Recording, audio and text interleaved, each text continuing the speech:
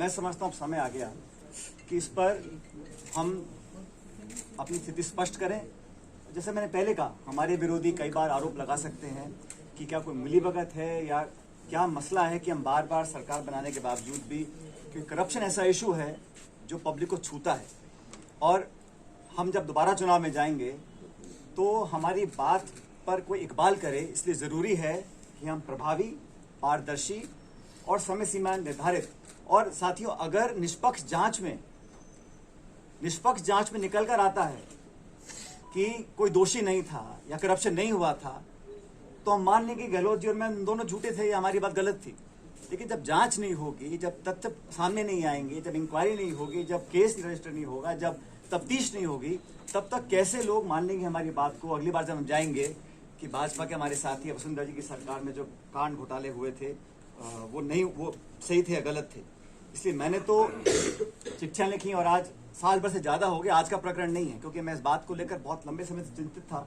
मैं कांग्रेस पार्टी का अध्यक्ष था और उस समय जब हमने बात रखी थी तो जनता को, पार्टी को, वर्कर्स को, देश को ये हमने आश्वासित किया था कि हम बिना भेदभाव के जांच करवाएंगे। और हमारे पास उस वक्त पूरा तथ्य हमारे पास है। हम विपक्ष में थे, जब हम विपक्ष में थे तब तथ्य हमारे पास आ रहे थे। तो मैं नहीं मानता हूं कि सरकार में आने के बाद हमारे पास वो संकल्प शक्ति नहीं होगी कि हम उन तथ्यों को उजागर कर सकें। और ये जांच का विषय मैंने नहीं कहा, तो कई बार आप देखा मुख्यमंत्री जी ने बोला है, कई बार सदन में बोला है, सदन के बाहर बोला है। तो इसलिए मैं समझता हूँ बहुत जरूरी है। लेकिन दुर्भाग्यवश अभी तक इस पर कार्रवाई हुई नहीं है। 6-7 महीने में आचार संहिता लग जाएगी।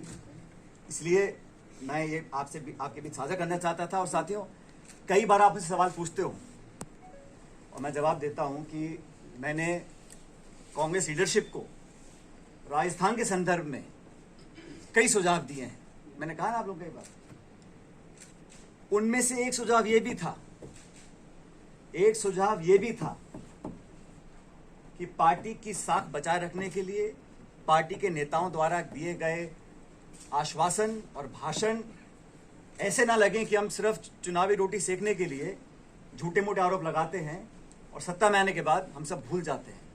तो ये सुझाव भी मैंने लीडरशिप को दिया था, लेकिन अभी तक इस पर कार्रवाई हुई नहीं है, ये हम सब जानते हैं।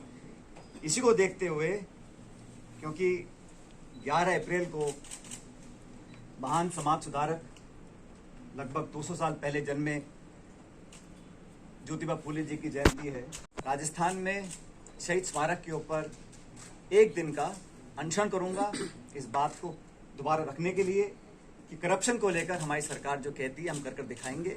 और एक दिन का अनशन 11 अप्रैल को मैं रखूंगा शहीद स्मारक पर। इस बारे में मैंने जिला प्रशासन को सूचित कर दिया है। अनशन करप्शन के खिलाफ कार्रवाई करने को रखा जाएगा। अब तक जो हम नहीं कर सके 4.25 साल में, उसको करने के लिए, ताकि मैं फिर कहना चाहता हूँ, जनता जनार्दन है और